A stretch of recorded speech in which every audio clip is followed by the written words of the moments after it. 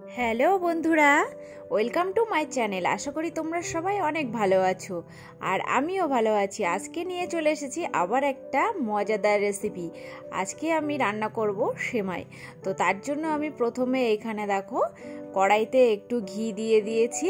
কড়াইটা কিন্তু অবশ্যই ভালো করে গরম করে নেবে।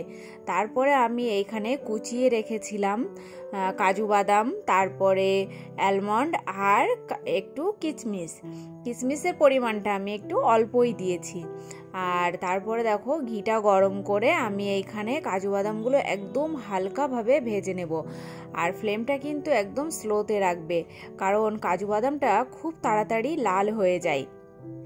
এইখানে দেখো আমার কাজু বাদামগুলো ভাজা হয়ে গেছে। তারপরে আমি অ্যালমন্ডগুলো দিয়ে দিলাম। আর আমি চাইলে কিন্তু কাজু বাদাম আর অ্যালমন্ড দুটোই একসাথে দিতে পারতাম, কারণ এইখানে অ্যালমন্ডটা কিন্তু ভাজতে একটু দেরি হয় আর কাজু বাদামটা খুব তাড়াতাড়ি লাল হয়ে যায়। তার জন্য আমি অ্যালমন্ডটা পরে দিয়েছি।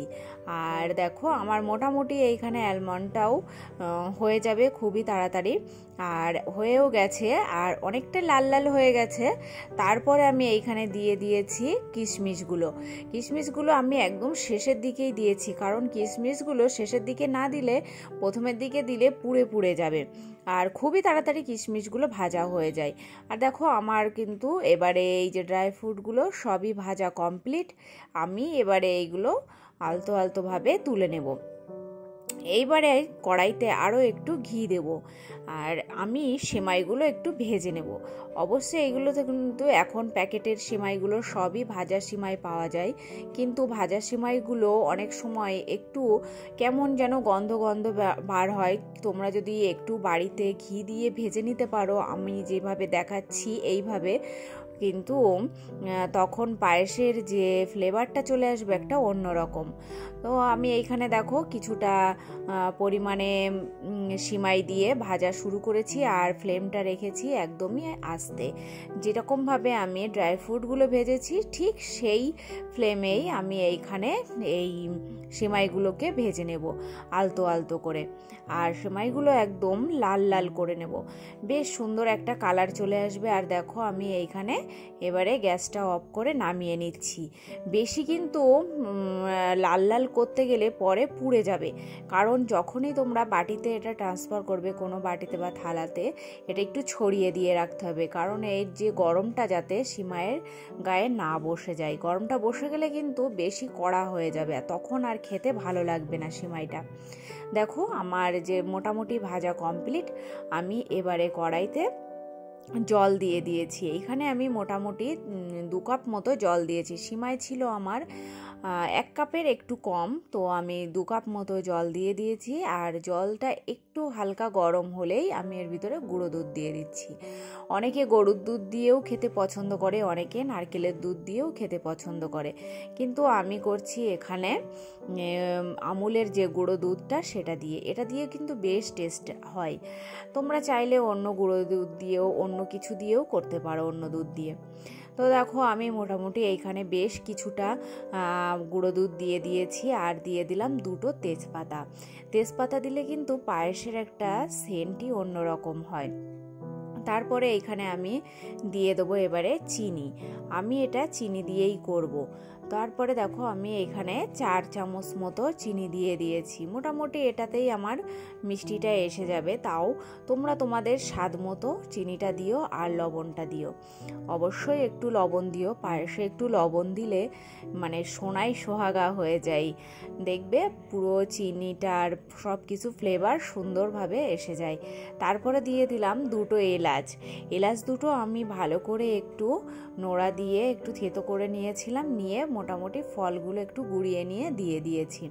আর দেখো এইবারে কিন্তু প্রসেসটা একটু ফলো করবে। এইখানে আমি খুন্তি দিয়ে অনবরত কিন্তু নেড়েই যাচ্ছি, কারণ এই দুধটা গাঢ় হয়ে গেছে অনেক আর নিচে ধরে নিচ্ছে।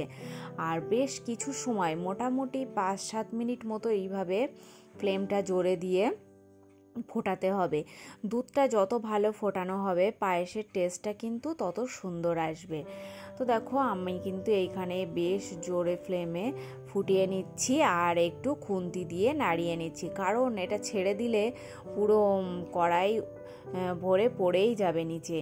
তারপরে দেখো আমি ভালো করে নাড়াবো, এখন নাড়িয়ে নাড়িয়ে এইভাবে কিন্তু মোটামুটি 10 মিনিট মতো এইভাবে নাড়িয়ে নেব।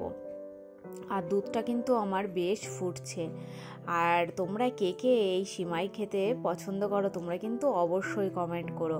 আমার তো সিমাই খেতে বেশ ভালো লাগে। আর তোমরা কে কী প্রসেসে রান্না করো সেটাও আমাকে একটু জানিও। আর কে কোথা থেকে আমার ভিডিওটা দেখছো অবশ্যই কিন্তু একটু কমেন্ট করো।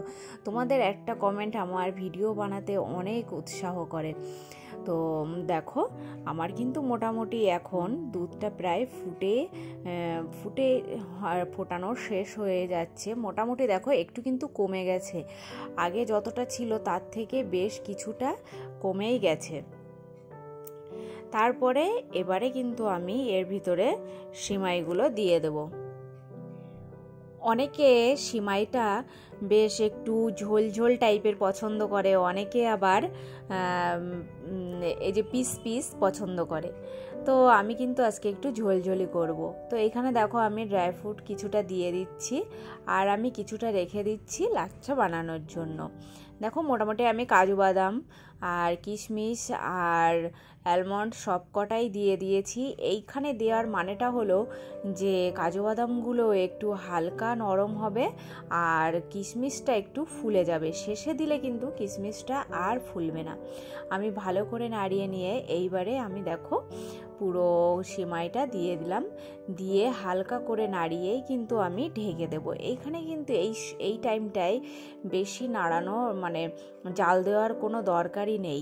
এই যে সিমাইটা ভাজা হয়েছে না, এটাই কিন্তু এইখানে এই জল যে ফুটে আছে সেই ফুটানো জলেই রান্না হয়ে যাবে।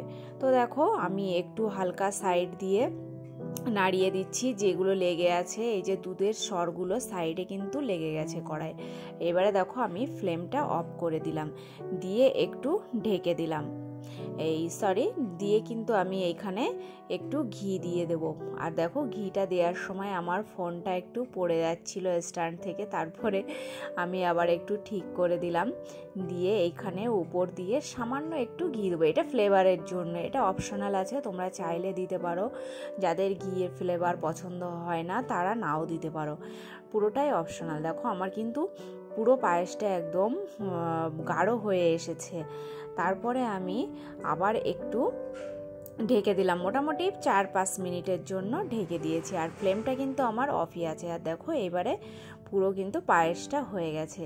তো বন্ধুরা কেমন লাগলো আজকে রান্নাটা তোমরা অবশ্যই একটু কমেন্ট করো।